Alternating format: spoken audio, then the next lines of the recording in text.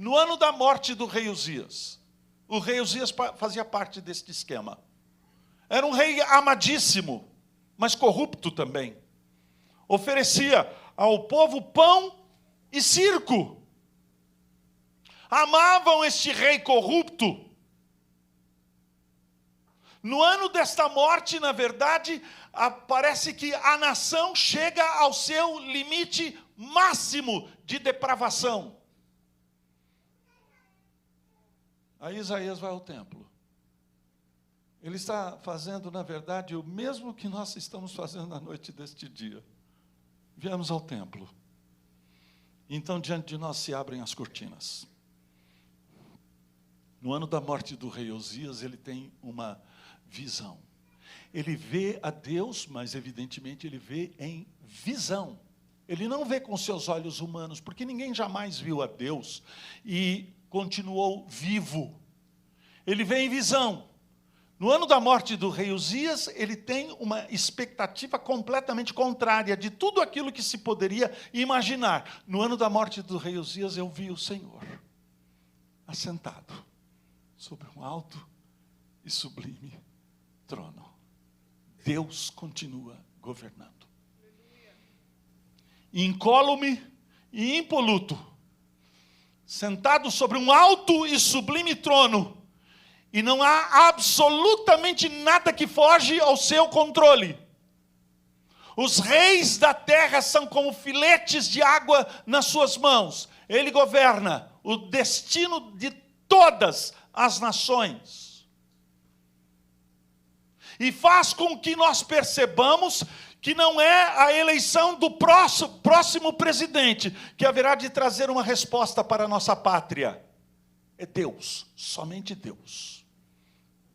No ano da morte do rei Uzias, eu vi o Senhor assentado sobre um alto e sublime trono, e as abas de suas vestes enchiam o templo.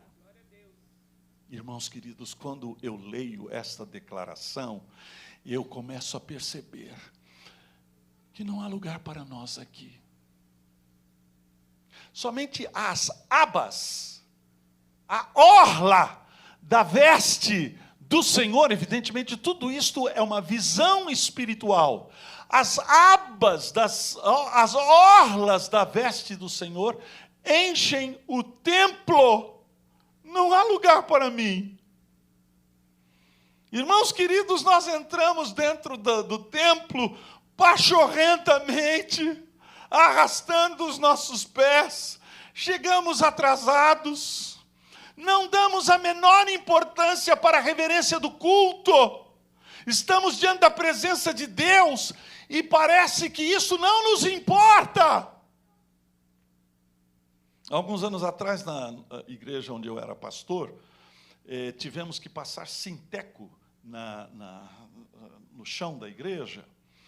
E então o zelador da nossa igreja foi obrigado a levantar os bancos contra a parede. Então, quando eu entrei, eu vi o fundo dos bancos.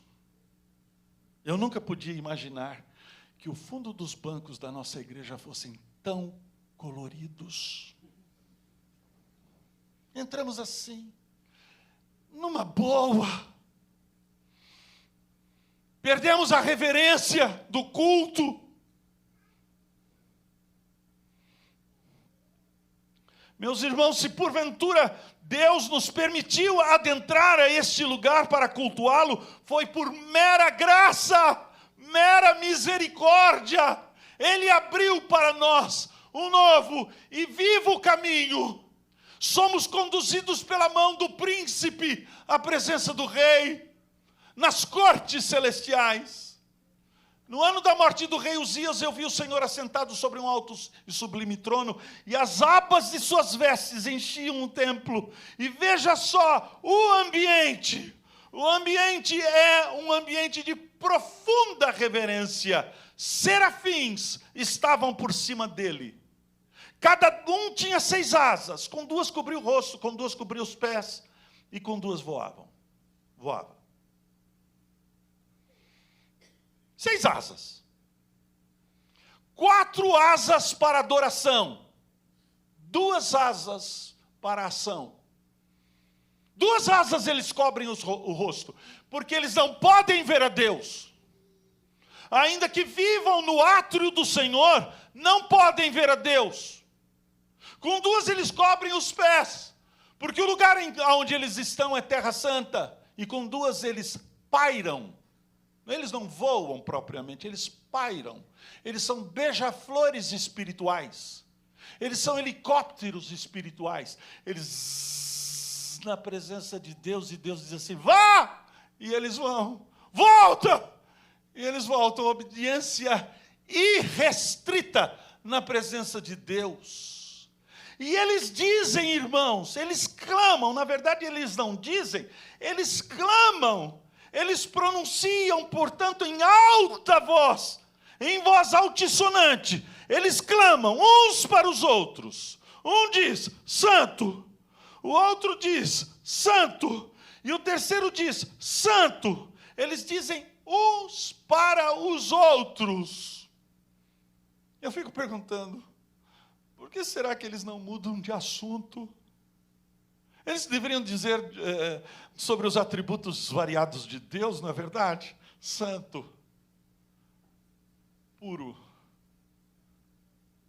poderoso. Mas eles não dizem isso. Alguns acham que aqui está uma noção da trindade. Eu tenho a impressão de que não. É porque nem mesmo os serafins conseguem dizer tudo a respeito de um único atributo. Deus é mais santo do que nós possamos imaginar. Nós nos perdemos, meus irmãos, nos adjetivos quando proclamamos o caráter de Deus. Deus é maior do que todos os adjetivos que possamos atribuir a Ele.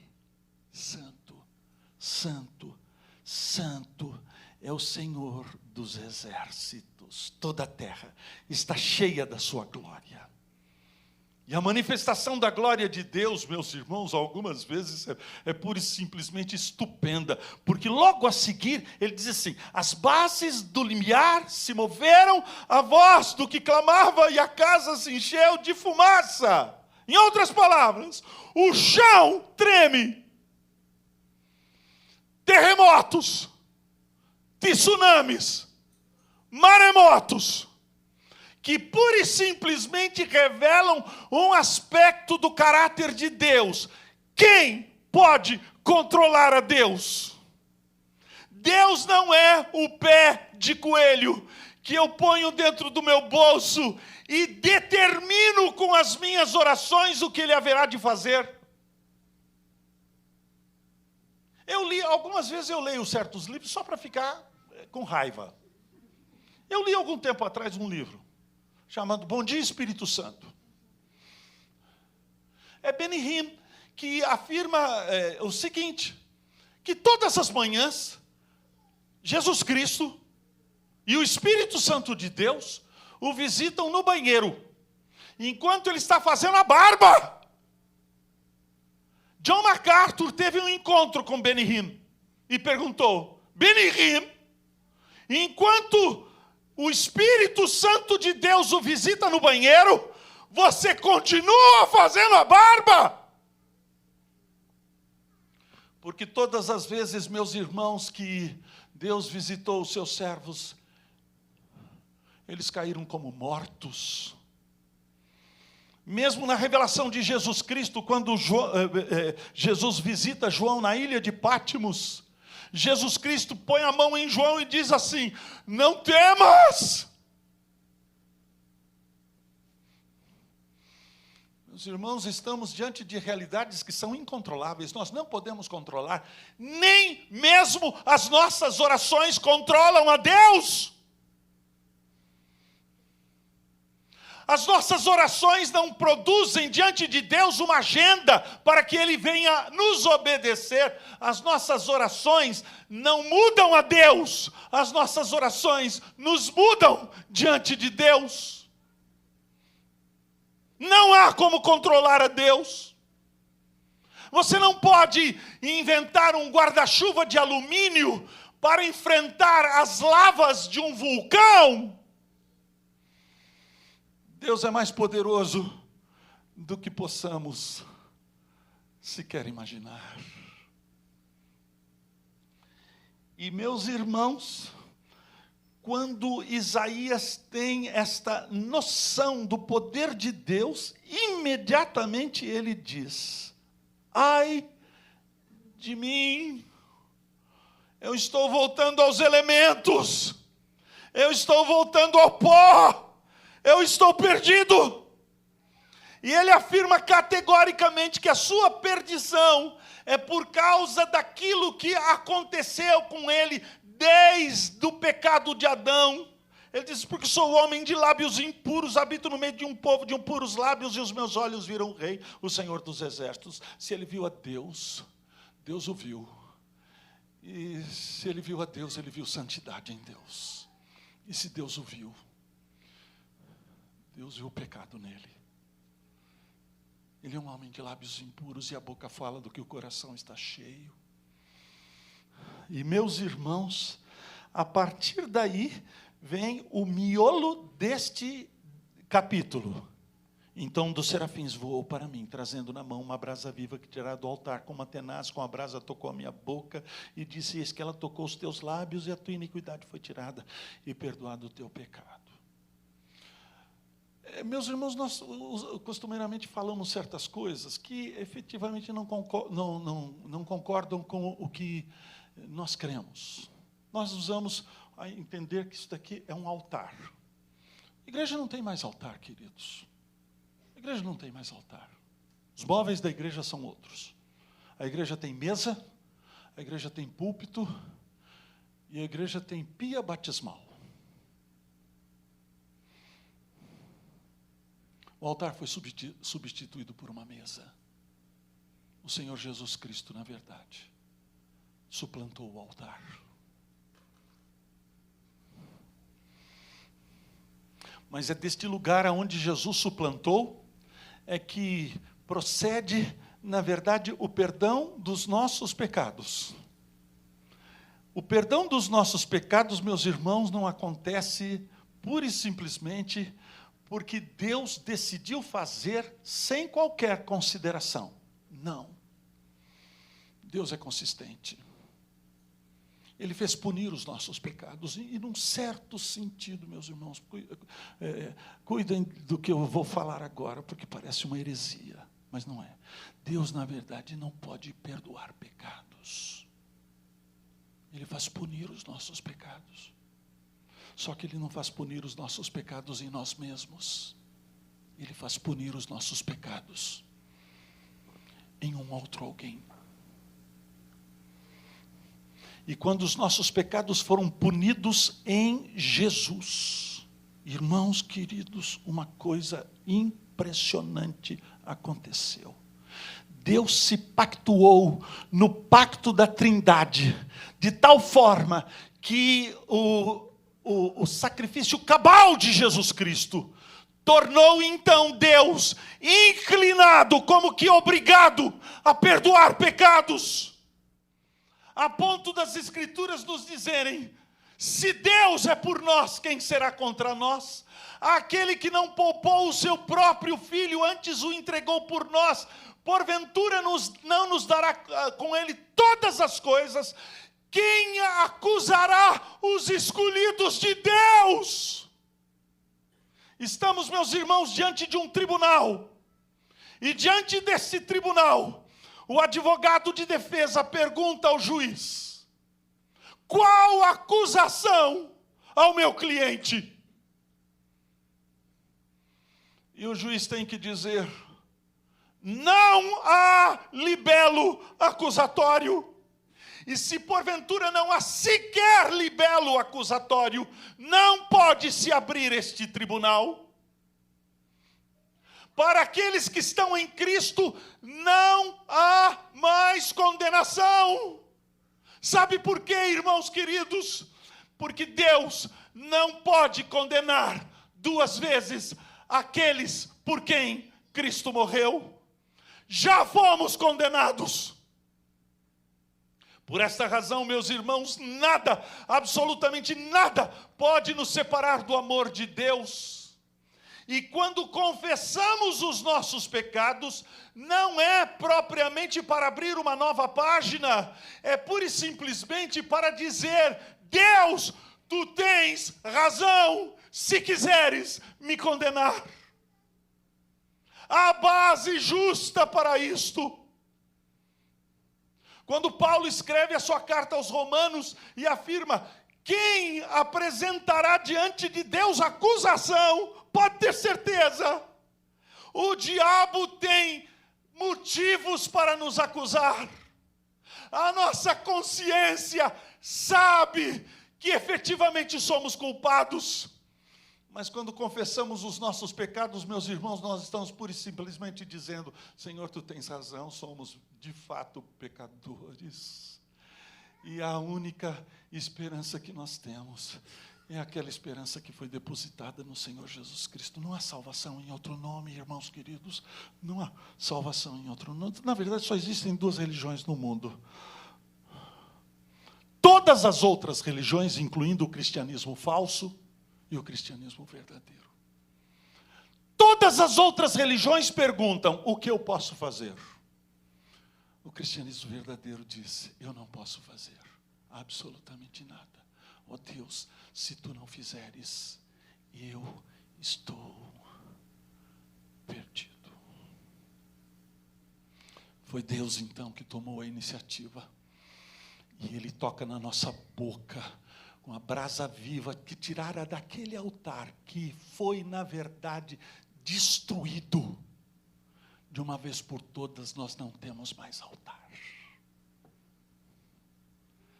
Tira daquele altar com uma tenaz, uma brasa viva e toca na boca. Meus irmãos, a confissão da nossa incapacidade dói. Dói, não é verdade? Nós gostaríamos, bem que gostaríamos, de fazer alguma coisa, pela nossa própria salvação.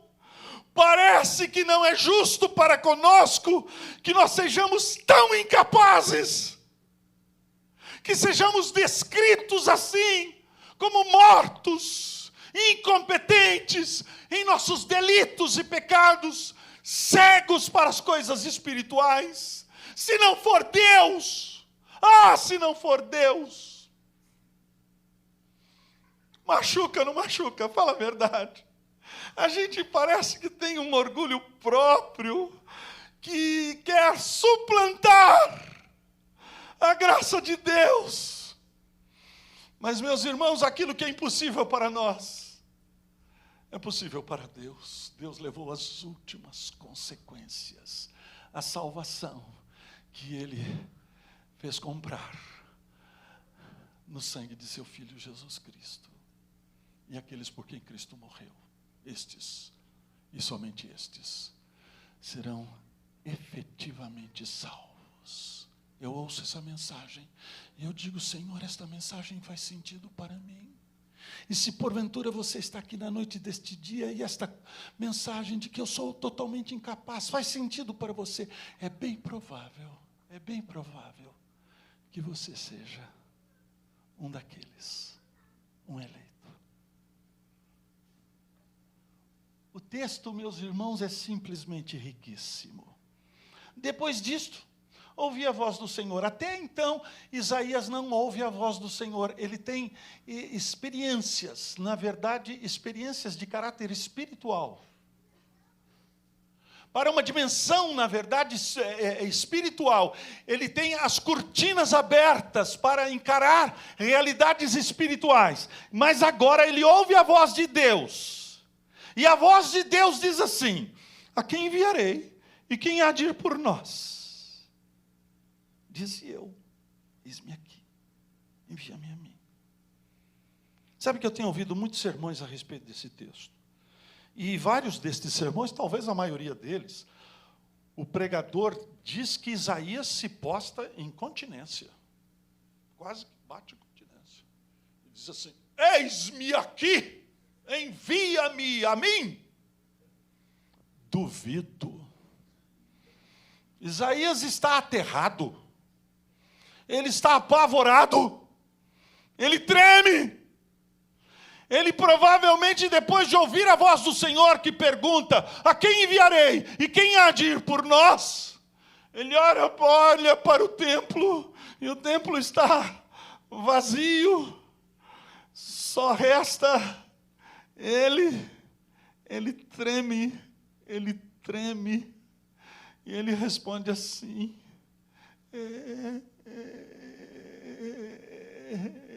eis-me aqui, envia-me a mim. Pavor.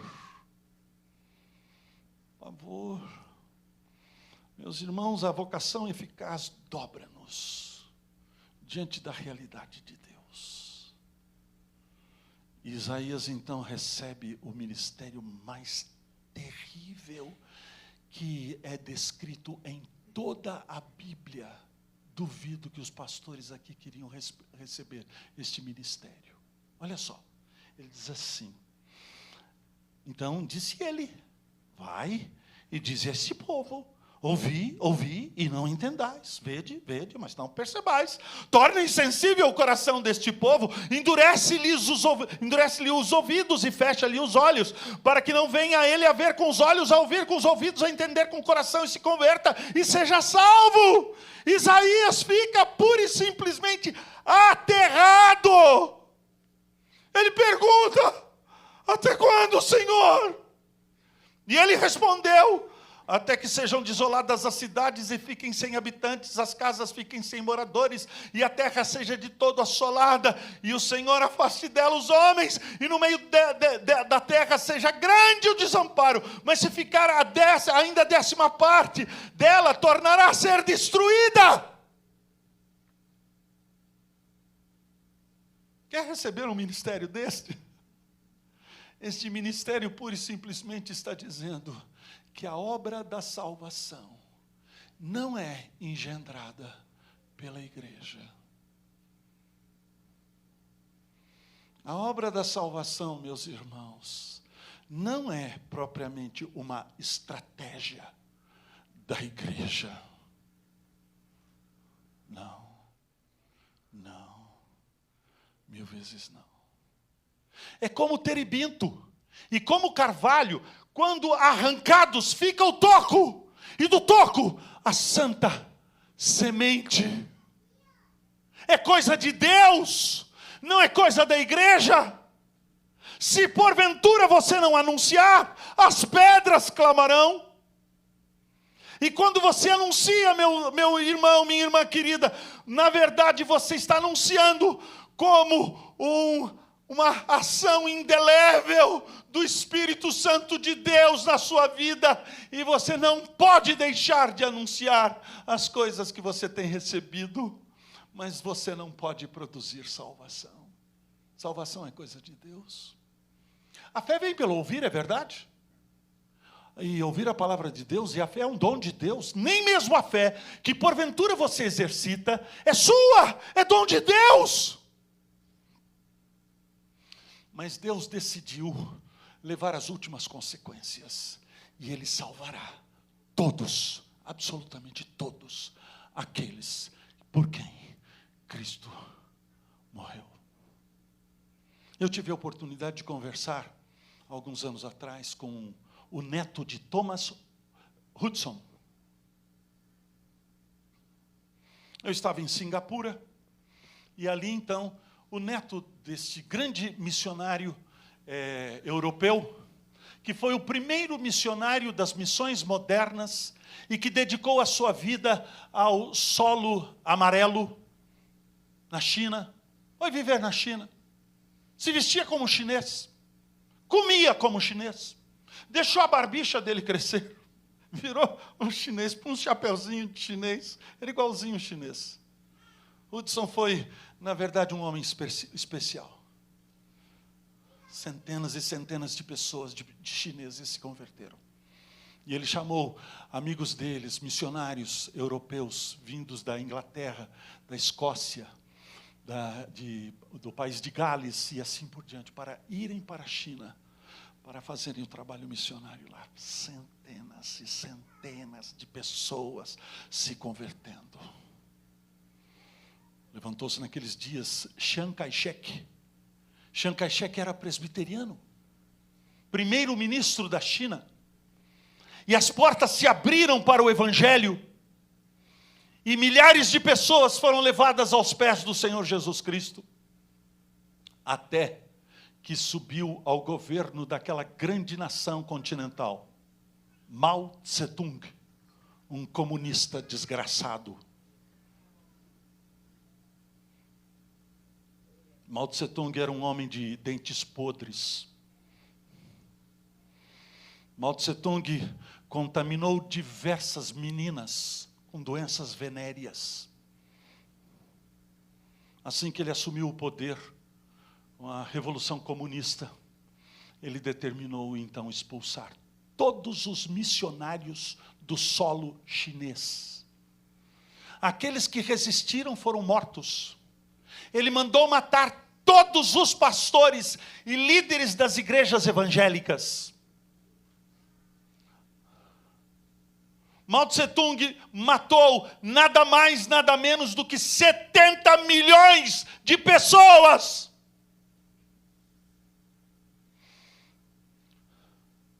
Os historiadores diziam que ele conseguiu varrer do solo chinês a presença cristã evangélica.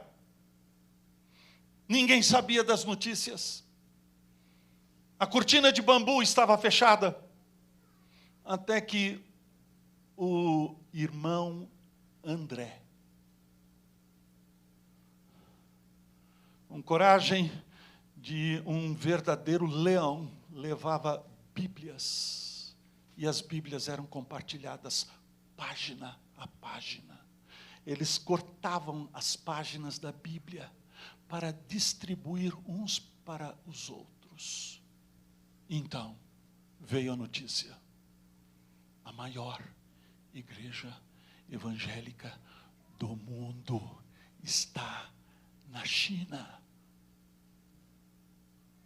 Estes dias atrás eu recebi um jornal que fala a respeito das universidades chinesas, especialmente a Universidade de Pequim.